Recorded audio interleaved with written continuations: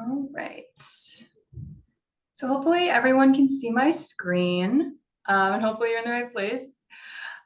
We are really excited to be hosting this Listen, Lead, Share event. We're excited to chat about clean and equitable transportation.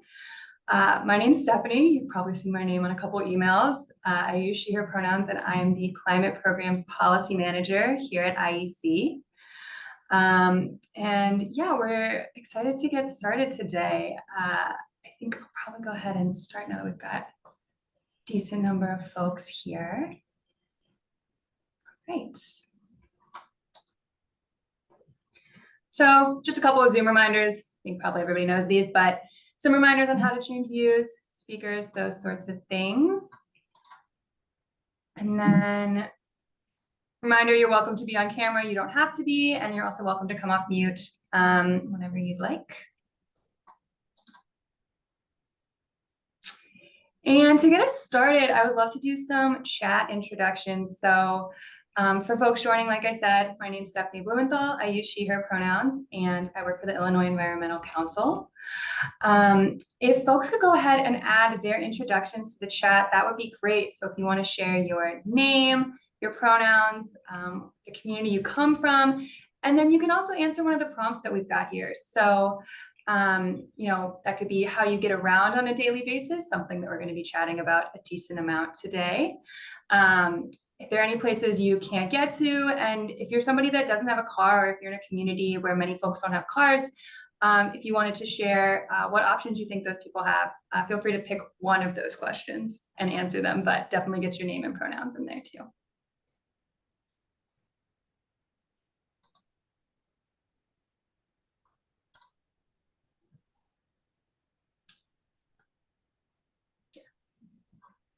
And I guess I can share too. I'm a train gal. I live off the Blue Line, but I do love walking around my community as much as I can. And I'm hoping to learn more about biking around the city. That is a goal of mine. So.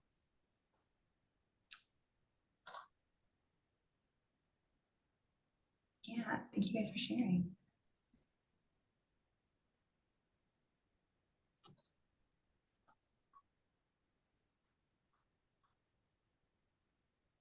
Awesome. Biking, walking, nice. A car, also valid. EV, awesome. Bike to work. I hope to bike to work one day. I think that would be very cool. I am not confident enough yet, but one day we will get there. Awesome. So feel free to keep sharing those. Love to see everybody, where everybody's coming from. Hopefully we'll chat a little bit more about that in a bit as well. Awesome. Yeah, so feel free to keep sharing those. And I'm just going to do a quick overview of our agenda for our Listen, Lead, Share today. So we're going to be sharing some goals and expectations for the day so that everybody knows what's happening in the next hour or so.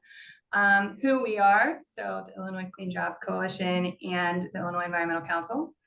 We're also going to be talking about some problems and hopefully some solutions for when we think about transit in the northeastern Illinois area. We're going to have an opportunity to chat about policy and get some feedback. And then we're going to end with some ways to take action for people that want to continue being engaged in this work. And then hopefully we can answer questions along the way. So folks can feel free to put questions in the chat, and hopefully we can get to those throughout the presentation. And if not, we're actually going to be in breakout rooms. So we're going to have a little time today to chat in smaller groups. And at the end, we'll have time for questions as well. So lots of opportunities for questions, which is great. If anybody has any questions about the agenda, feel free to ask, but otherwise I'm going to keep it moving. So, like I said, we're going to start with who we are. So I mentioned that I work for the Illinois Environmental Council. So IEC was founded in 1975. Since then, we've been working to further the means of all the natural resources, people, plants, and animals that are necessary for life in Illinois. We do that by working with our affiliate membership to further environmental legislation at all levels of government. And to do that, we work, like I said, with our affiliates and with people like you to engage on these important issues. So we're really glad you guys are here today. And then in addition, we're also here on behalf of the Illinois Clean Jobs Coalition. So this is a coalition of environmental justice and faith-based institutions, as well as public health, student activists, clean tech businesses, and entrepreneurs who are all working alongside community and civic leaders with the goal of our campaign today to increase mobility options that reduce greenhouse gases from transportation and ultimately build safer communities for everybody across Illinois. So you might be wondering why this is called a Listen Lead Share, which is fair. It's a little bit of a unique name. So we call this a Listen Lead Share events because we don't just want this to be, I'm not going to be talking this whole time. We want all of us to be listening to each other, to learn about our experiences, and to be able to learn from each other and get information from all across Illinois and our communities. And we're hoping that by doing this and sharing this information together, we can move forward to create an equitable transportation system for us all. So that's why it's called a Listen, Lead, Share events. And we hope that you guys enjoy this format. We're always open to feedback, but we hope you enjoy it today. And a little bit more information about the Illinois Clean Jobs Coalition. So we have a 3-pillar platform that I'm sure a lot of you are familiar with, but I'll recap just in case. So in our 3 pillars, we have clean power, which is our goal to achieve 100% clean renewable power by 2050 and a fossil-free fuel power grid by 2035.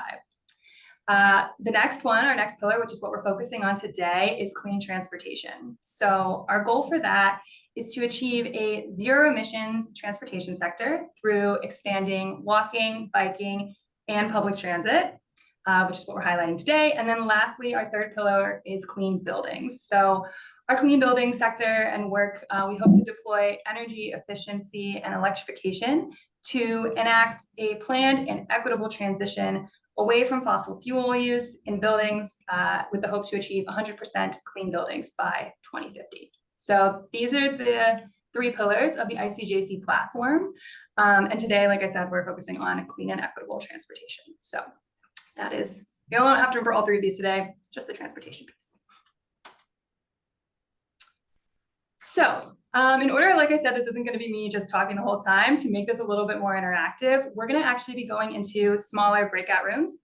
And to kind of facilitate that conversation, we have a survey that you guys can use. So feel free to take out your phone and use the QR code or just put the link into another tab on your computer. And that will populate a transportation specific survey that we're going to go through in our smaller groups today, where we're going to talk a lot about our own experiences with transportation in our communities. We're really hoping that by the end of this, folks will be able to submit our survey and we can have that data so that we know moving forward what folks want to see in their transportation systems. And hopefully we'll have good conversations. So I think we're going to break out into rooms here in a minute, and excited to chat with you all more when we get there. All right, folks should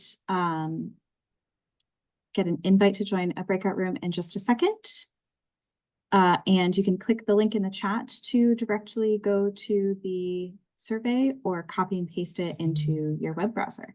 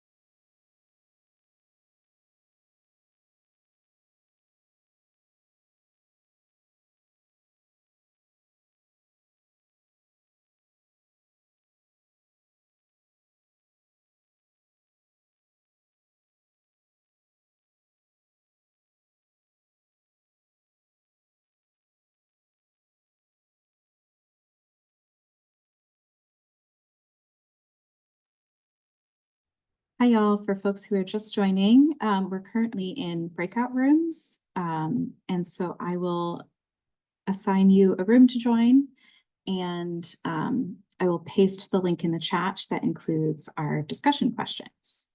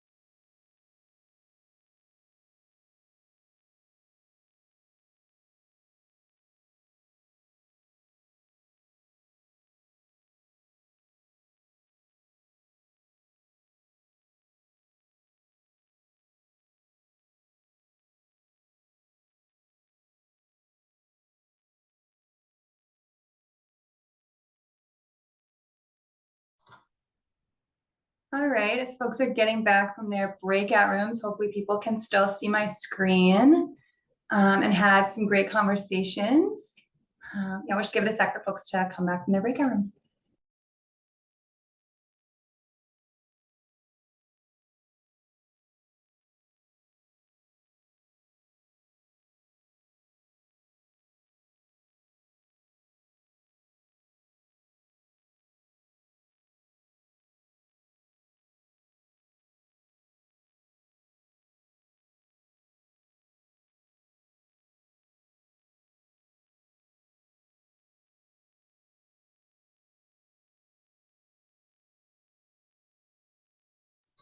Awesome.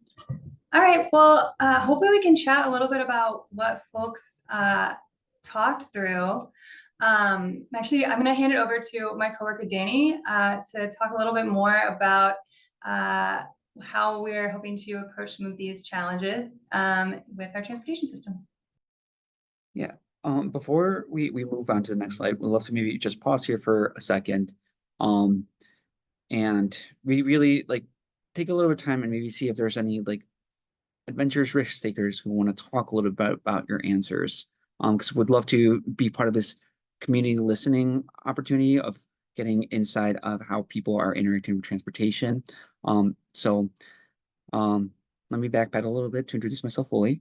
My name is Danny Robles. I am the Legislative Relations Director with the Illinois Environmental Council and a co-chair on the Clean Energy Transportation Campaign. And really what we're trying to get at a little bit with these questions is how are people integrating with their transportation system? How do people move around their community, whether that is like going to your grocery store, going to your doctor's appointments, maybe going to take your kids to school, or even the longer commute to work. I think those are like some of the questions. So we'd love to maybe have one volunteer talk a little bit about what are the top 3 choices.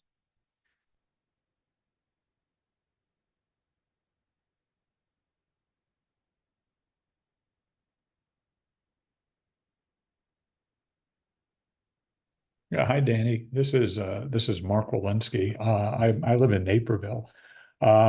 We don't have very good bike paths or safe bike paths here in Naperville, and we don't have very good public transit. So I think most people in Naperville get around by car.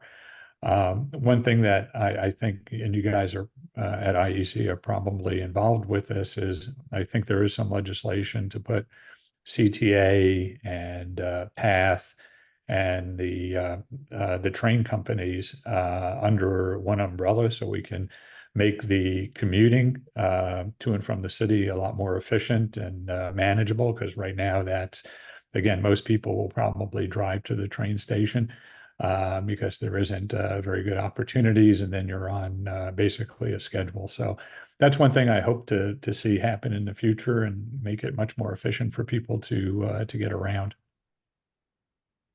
Thanks, Mark, for speaking up. And I think you kind of touch on several of the problems that we're going to name out and some of the solutions.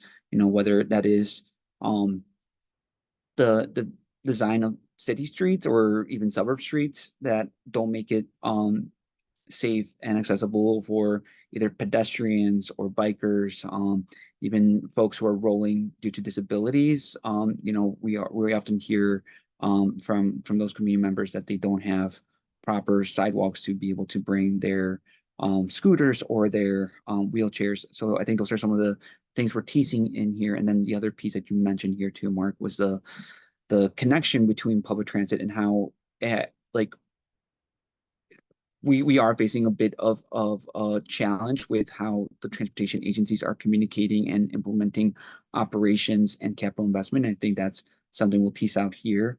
So thank you so much for speaking up. Pat, I see you with your hand raised.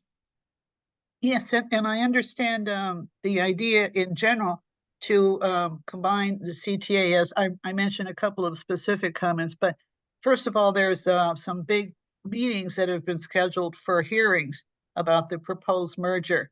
But one of the things that I asked my legislator's office to see if we can send in written comments. And the response was that no. And that's what I was just told. that they have no way of sending in written comments. And I thought that was, well, how can I say this? Not good? Yeah, no, Pat, who was your legislator, if you don't mind me asking? Yeah, Tracy Mule. And Catmull?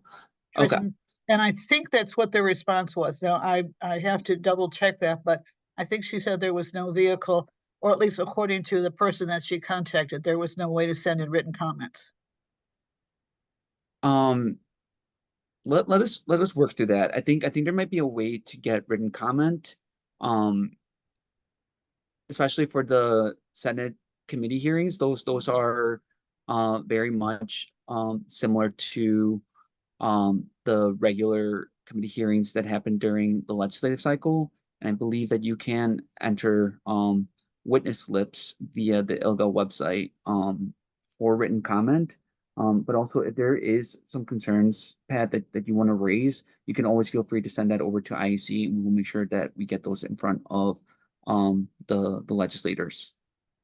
I'm not talking about Senate hearings. I'm talking about the proposed hearings throughout the county that were mentioned in an email at various places. The northern counties, the southern counties, eastern counties, western counties. Yeah, though those are the Senate subject matter hearings that are being proposed. Okay, but these are public hearings, not at Yeah. the Senate. No, the Senate is scheduling them to be public hearings.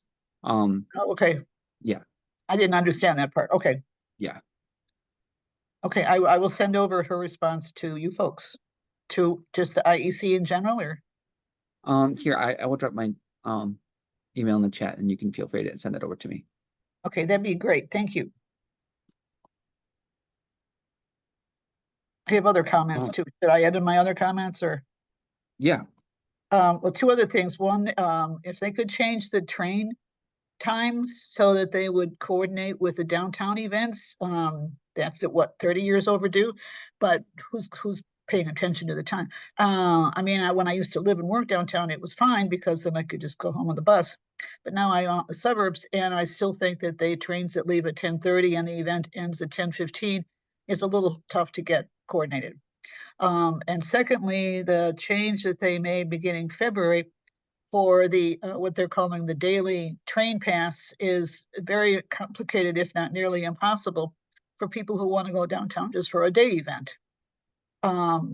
And so people end up driving. So when you're driving to the opera or another special event or a theater or just to meet some friends for lunch, the only time that they allow is 3 hours after you buy the ticket. I don't know of anybody that does anything in 3 hours or less. So I also made a suggestion that they change that, but that hasn't gone anywhere either. So I will send it off to you. Thank you. Yeah, no, thank you, Pat. And I think bringing in a lot of good information here on just like how the transit agencies are coordinating with the different events happening, and are they like making the right game plans. I know I've been stuck in waiting for trains in the past, coming out of concerts or coming out of sporting events. And, I think those are some of the challenges that we're seeing with the current public transit system. I think the other one that I just saw Mark name out was that they've cut out certain pace bus routes that were important to get to key areas. So I think these are all things that we're approaching in this issue. So really want to thank everyone for giving us some of that feedback and information, and definitely suggest that you continue filling out the survey during the conversation, so we can get more of that insight and input on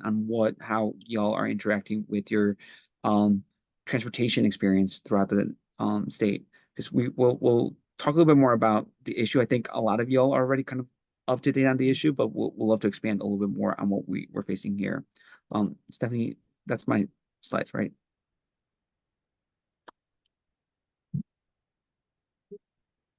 So, right, when we think of pollution, we often think of just like smokestacks or the dirty air coming out of industry or manufacturing facilities. But I think that the bigger picture that we are facing here is that pollution goes beyond that. If we go on to the next slide.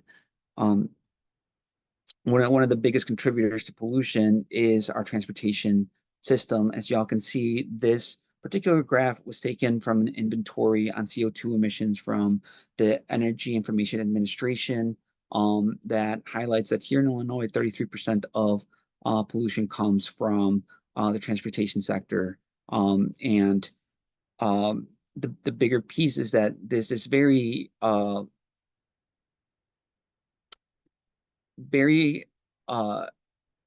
that's the word I'm looking for. It is very rooted in very urban areas, and we're seeing a lot of issues in cities like Chicago, cities like East St. Louis, and all the corridors that touch the interstates. And a bigger piece of the problem, if we move on to the next slide, is that the way that transportation is has been developed in our country and in our state has been very focused on car-centric mobility. So making sure people are moving within their vehicles. There was a lot of push to make sure that we were expanding highways and roads without really taking into account what are other ways that people need to move around within their communities. So as y'all can see, there are a lot of communities within our state that don't have proper sidewalks for pedestrians or for scooters and wheelchairs. And there are a lot of communities that don't feel safe for other active modes of transportation. And to add on top of that, there are a lot of high crash rates due to the way that unsafe roads exist. And those especially are ways of promoting violence towards pedestrians and bikers, because we don't have the proper infrastructure to be able to unite both modes of transportation.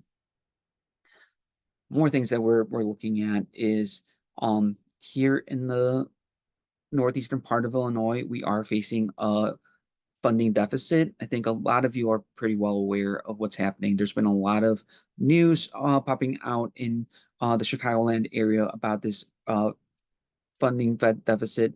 Mark also talked a little bit about how the transit agencies are looking to be united under one, and we'll talk a little bit more about that and why we're pushing for this. And a lot of that comes from the fact that the way that the transit funding has been developed for the last 40 years has been very dependent on ridership.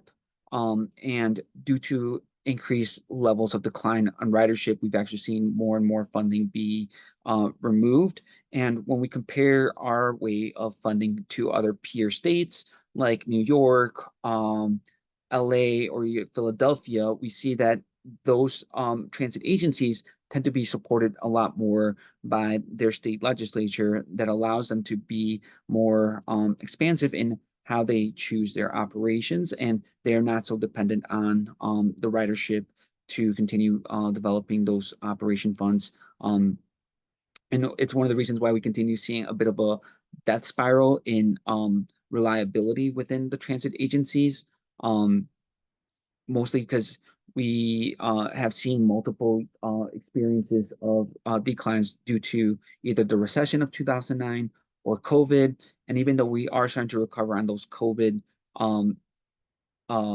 issues, we are still experiencing a lot of cuts to services like particular bus routes or connecting Metro Pace and CTA schedules on time. And another adverse piece to this is because we are seeing a lot less people go back to the public transit system, we're seeing a lot more reliance on cars, which leads to more roadway congestion and causing a lot more of these inequitable effects. We mentioned some of the air quality issues, some of the statistics that we've seen from our partners from the Natural Resources Defense Council, Little Village Environmental Justice Organization, and even within the Chicago Environmental Commission. We continue finding that the worst areas of air quality continue to be south and southwest sides of the city, which predominantly are Black and Latino neighborhoods that are causing a lot of harm to those communities, where one, they don't have equitable access to bike paths or transit, but then they're also facing a lot of additional barriers with uh, distribution facilities nearby that are causing additional sources of air pollution. So we see that 1 in 4 adults here in the US experience transportation insecurity. So not being able to access transportation at the time that they need and with the reliability that they need. You know, a lot of them tend to be in urban and suburban areas. So a lot of folks talking through here feel that insecurity. And with that, more than half of adults in the US who are experiencing poverty are also experiencing a lot of this. So we can see that the transportation needs are inequitable across the board. So there's a lot of information being shared here. So do you want to take a little bit of time here to maybe think about what you just heard a little bit here? And if y'all haven't completed that first page of the survey, I welcome you to take a little bit of time right now to continue filling that out, because we do have a couple more questions that we would love to ask folks on the second page. And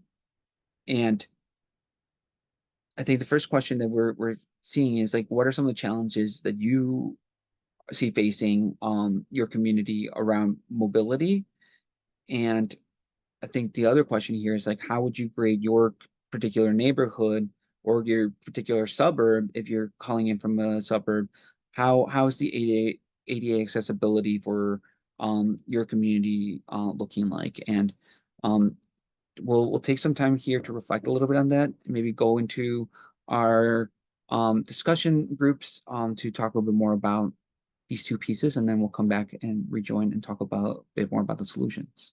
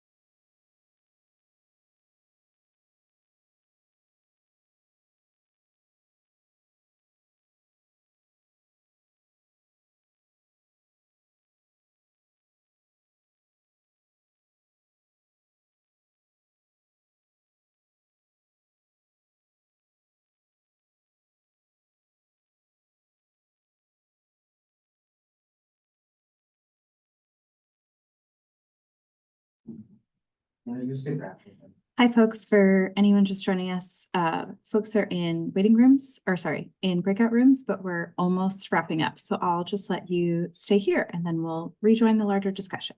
Awesome. Thank you for organizing. Yeah, thanks for being here.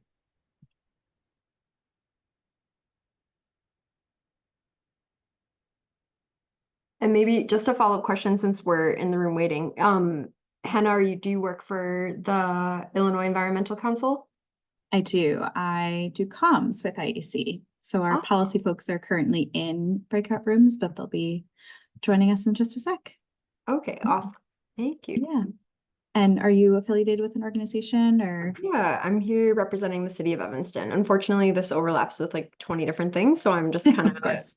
checking in to see what's going on, and then yeah, but I work on transportation for the city. Awesome. Okay, cool. Yeah, thank you. Well, thanks for joining. Yeah, glad to have you. Appreciate it.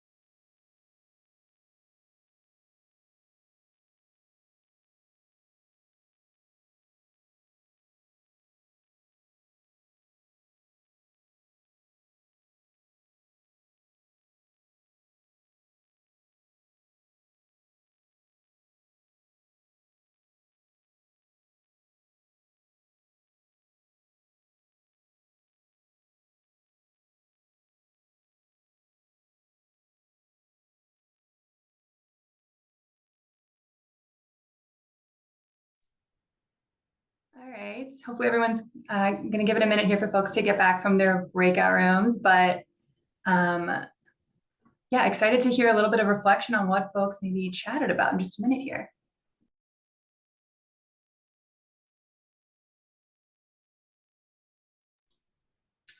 Awesome. Okay, I think we're pretty much all back. So I was really excited. I had some great conversations about the ways that transportation impacts our daily lives and our ability to do things and get to places that we want to. I'm hoping, similarly to what Danny said before, that maybe we can take a second here.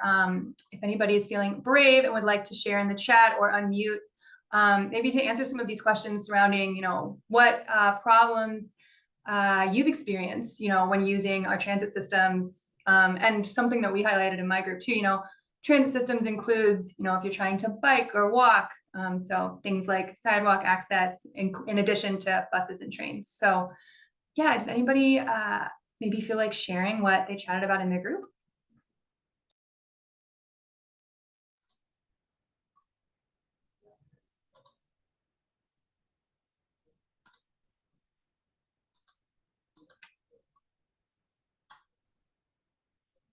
If not, that's okay too. Yeah, I can talk just a little bit. Thanks, Prati. Something. Yeah, just something that I was talking to you about before.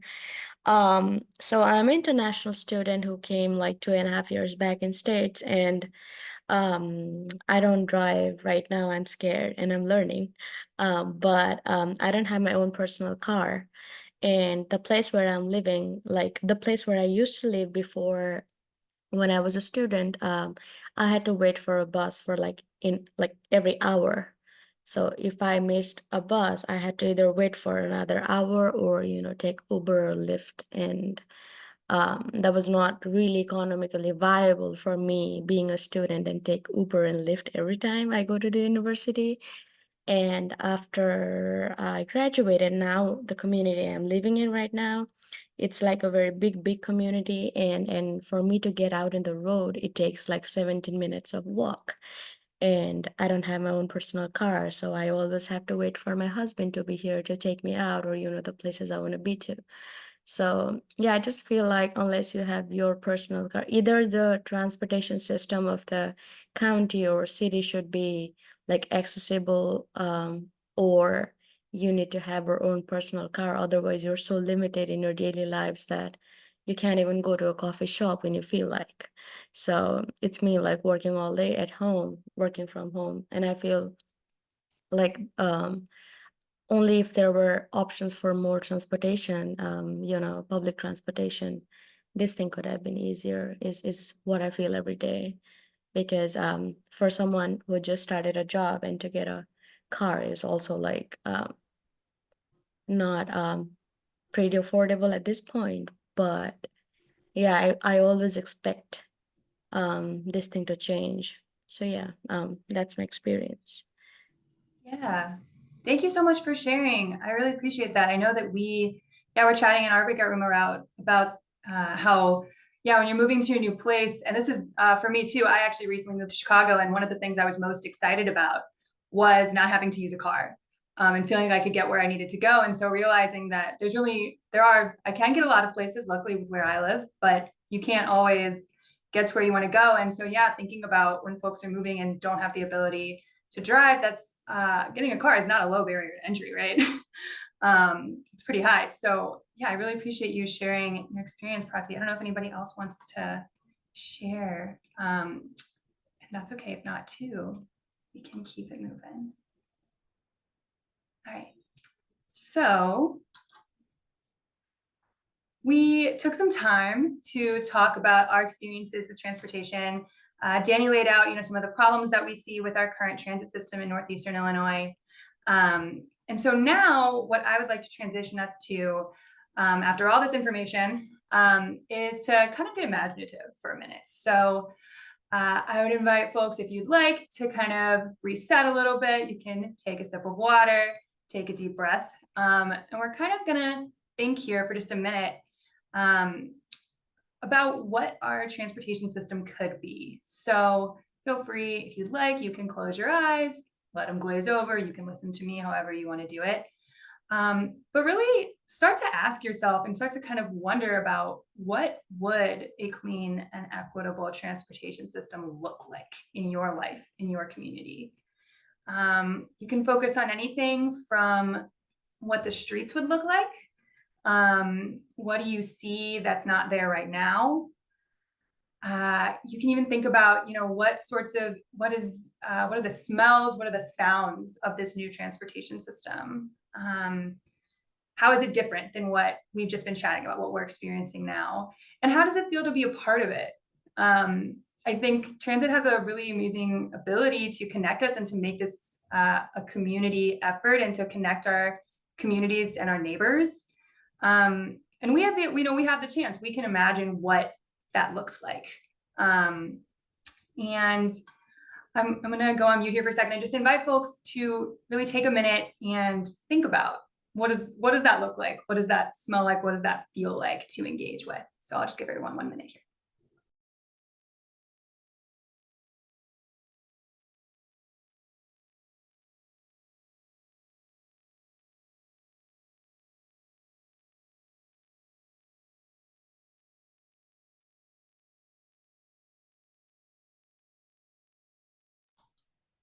And while we're thinking about this, I'll actually invite folks to just take a few minutes. If you want to grab a drink of water, we're going to come back in just a couple minutes here and talk a little bit about what solutions might look like for how we're creating this new transportation system. So I'll be back in another minute or two.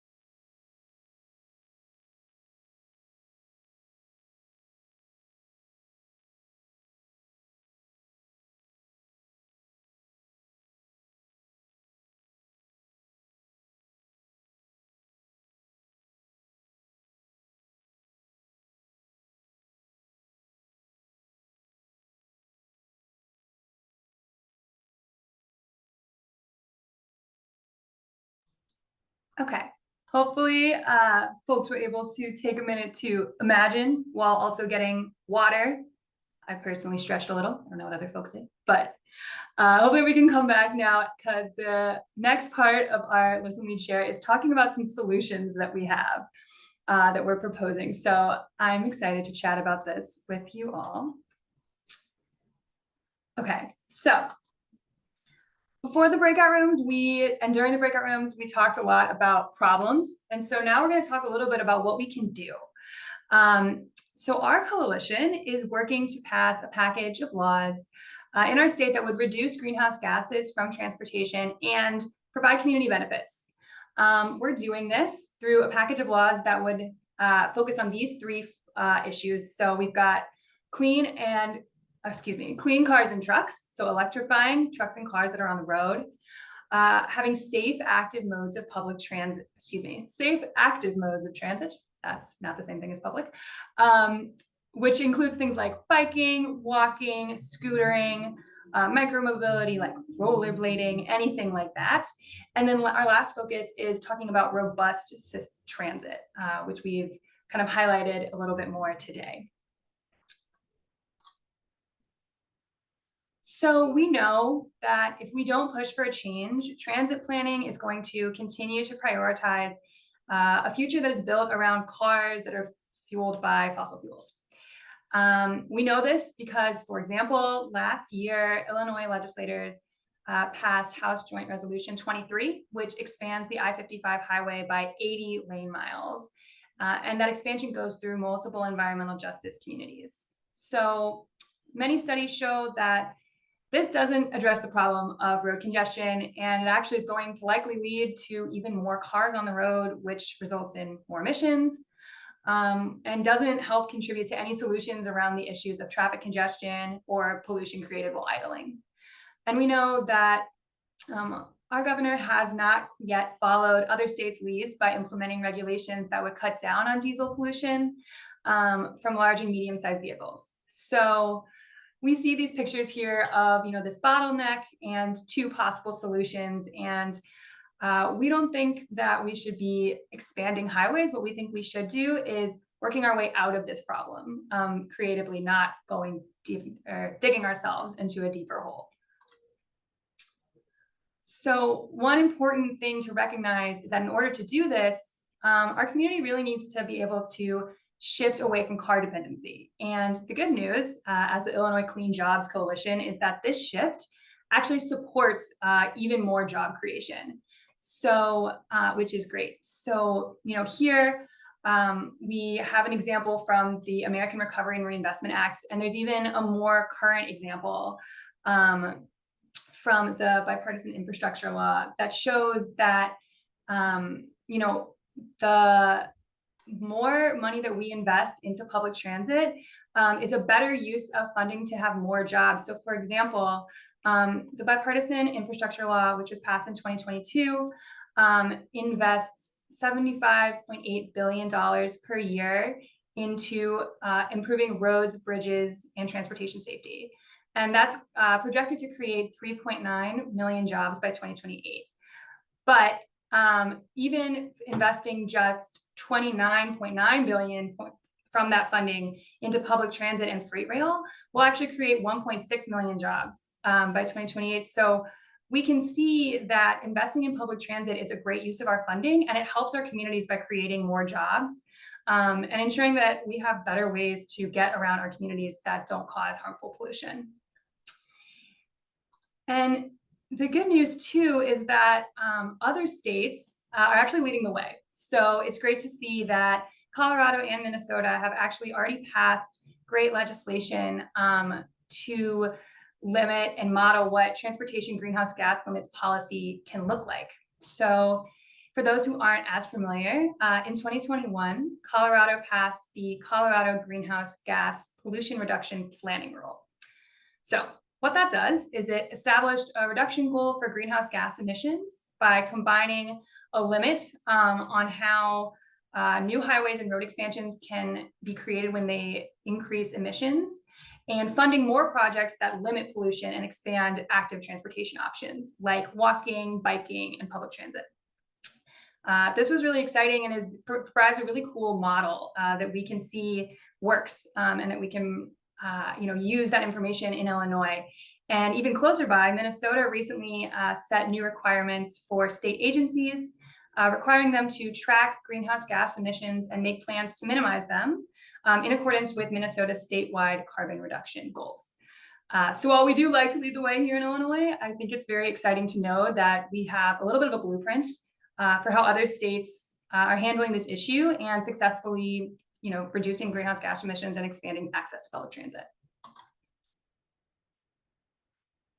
So I mentioned, how important reducing greenhouse gases are, emissions are, and I know many of you on this call are very aware of that. And, there really are a lot of benefits for why we need to push for greenhouse gas policy in Illinois.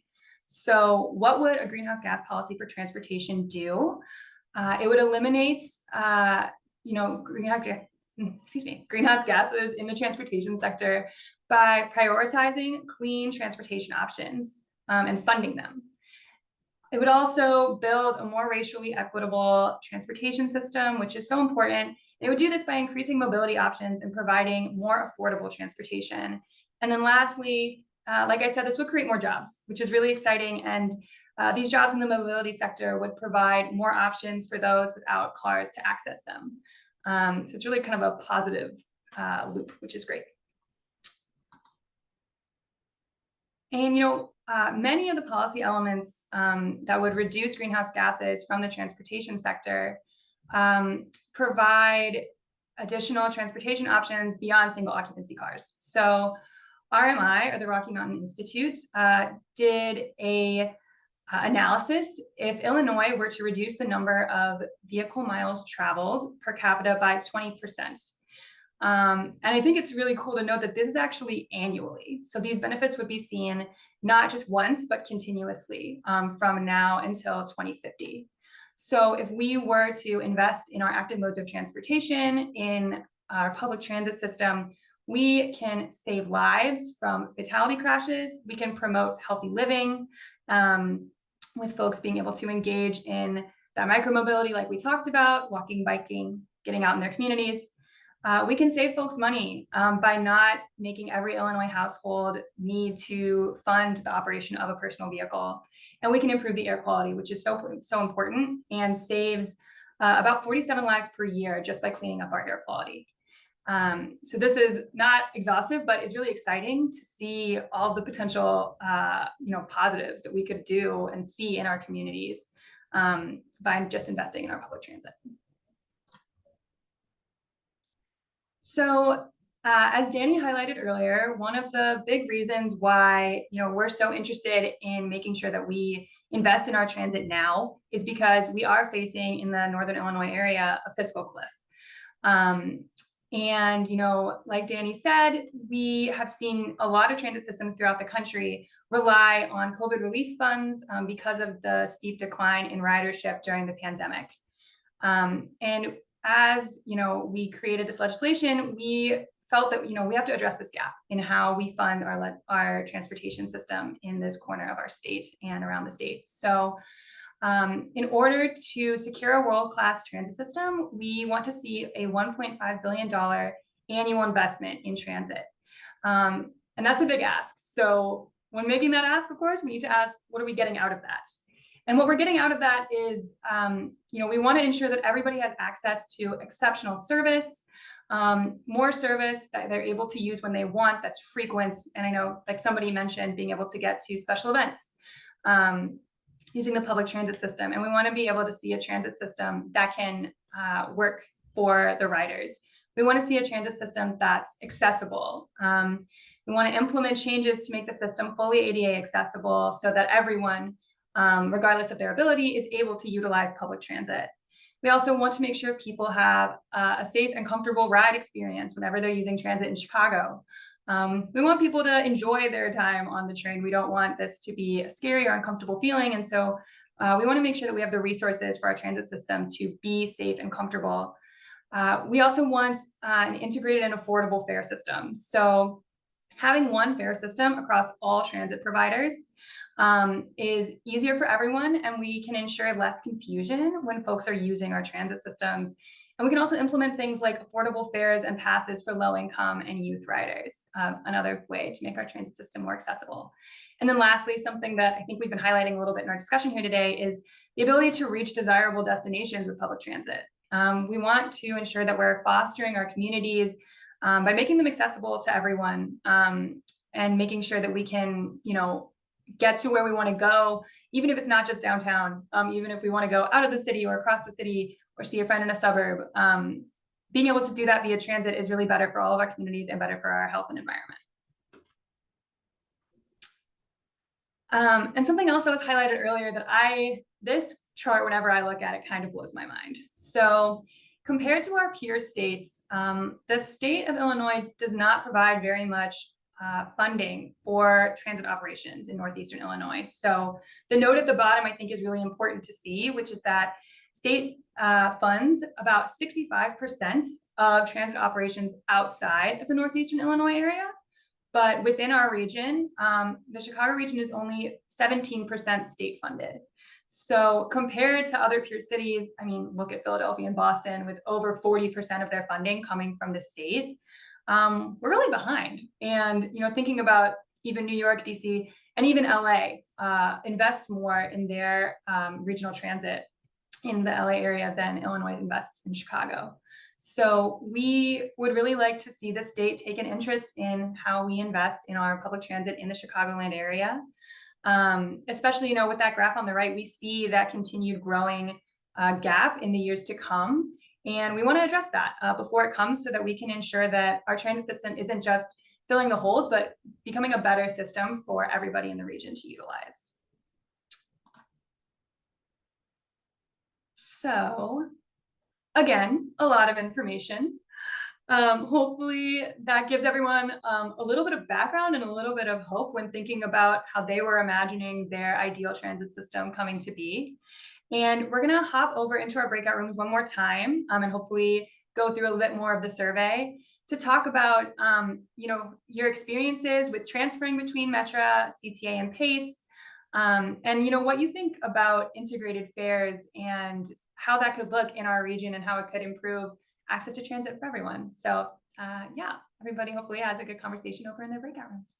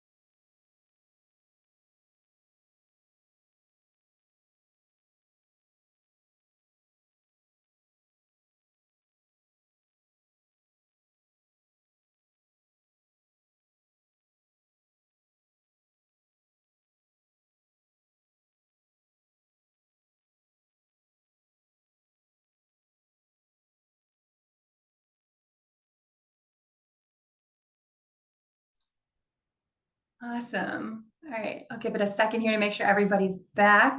I think might be good.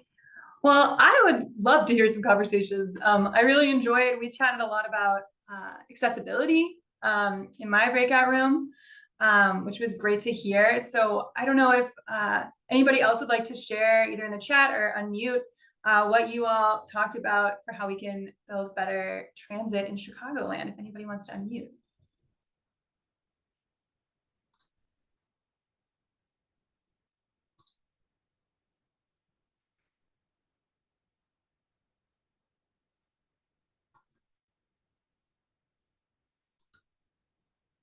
Hi, Stephanie, it's Mark. I think just one thing that we touched on is, Yeah. this is a great idea, but with all the different neighborhoods and stakeholders that would be involved in this, getting this to a place that's fair and equitable to all the different users is going to be a challenge in having a regional transit agency. Yeah. Yeah, I appreciate that feedback. I think it's really important to recognize what we're up against, but also recognizing how important it is to make sure we get there. Yeah. Awesome. If anybody else want to share, it's okay if not. Hopefully you'll put some of your comments in our survey too, which we really appreciate you guys filling out. Awesome. Okay. Well. Oh, okay. You all did this. Reminder to fill out the survey and submit before the end here. And yeah, I really appreciate everybody's reflections on how transit can be a way to improve our lives across the city, which is really exciting. So I think a lot of you that are here know this. That's the reason that you're here, which is that you know that people have the power to change things. So we want to ensure that when you leave this conversation, you're feeling not just worried by all the problems we started by listing, but also excited and engaged in how we can make the changes that we want to see for transportation across the region. We really want to see, there are images on the screen of campaigns that have happened, not just in Chicago, but even in different countries to make changes to transit systems so that they work better for the people that use them. And we, want to see today's activists use some of these tactics like we're doing today to get together and listen to our neighbors and know that we can build grassroots power around building a safer, cleaner and more equitable transportation system. So I hope that if nothing else, you walk away from this knowing that we have the power to change the status quo and that we don't have to accept it.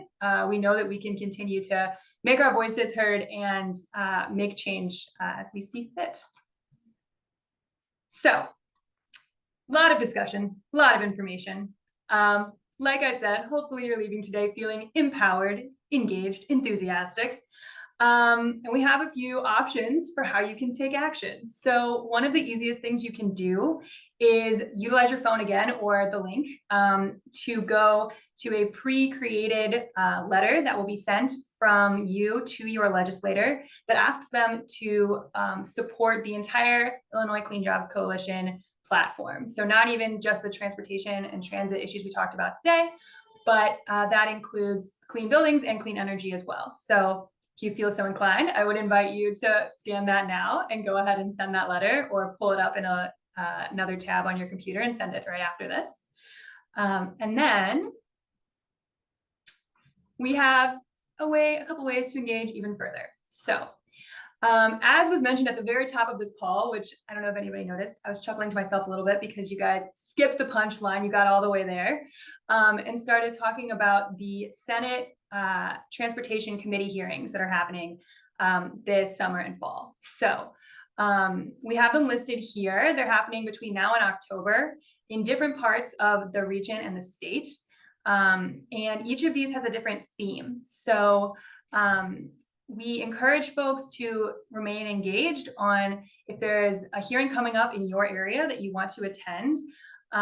We encourage you to do so. And even if you can't be there in person and you want to know what's going on, these events are also broadcast on the Illinois General Assembly website.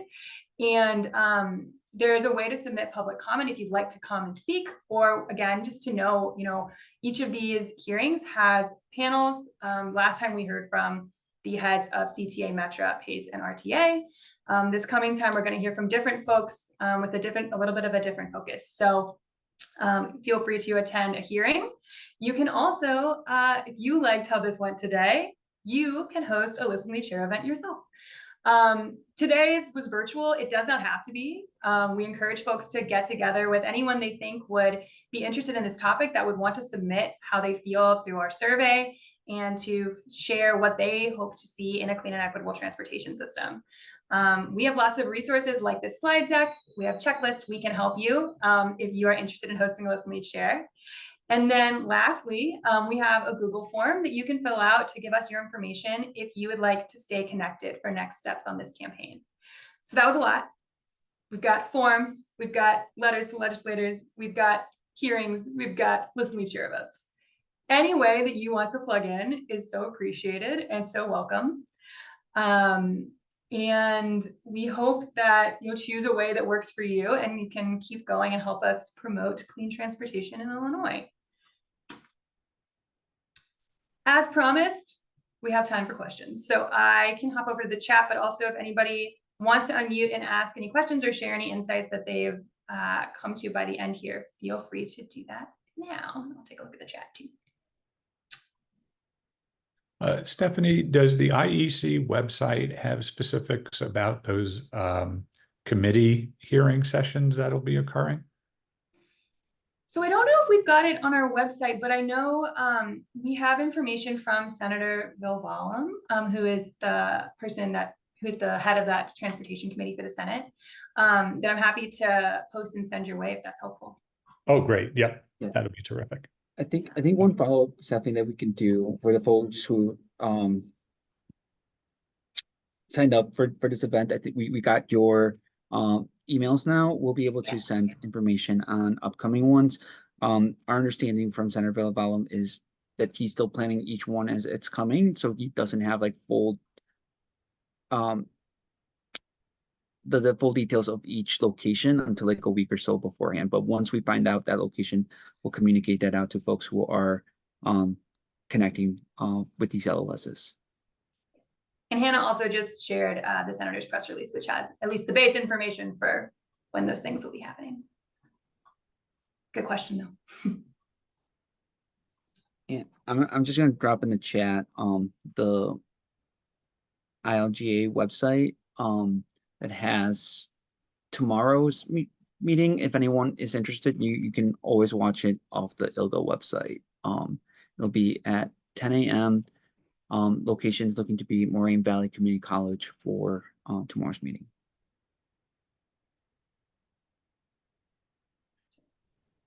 Thank you, Danny. And Mark, thank you for this information about planning walkable communities. That's awesome.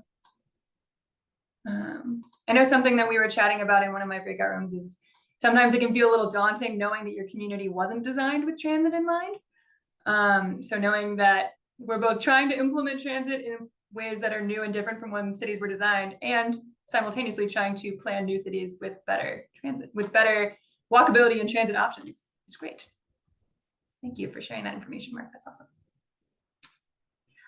All right, well, if there are no further questions at the moment, you can feel free to contact me. My email's here and Danny's is too. Really appreciate everybody taking the time today to be here, and hope again that folks can be sure to hit submit on that survey, and that we see you at a future engagement or event promoting clean and equitable transportation. So hope everybody has a good rest of their day. Thank you.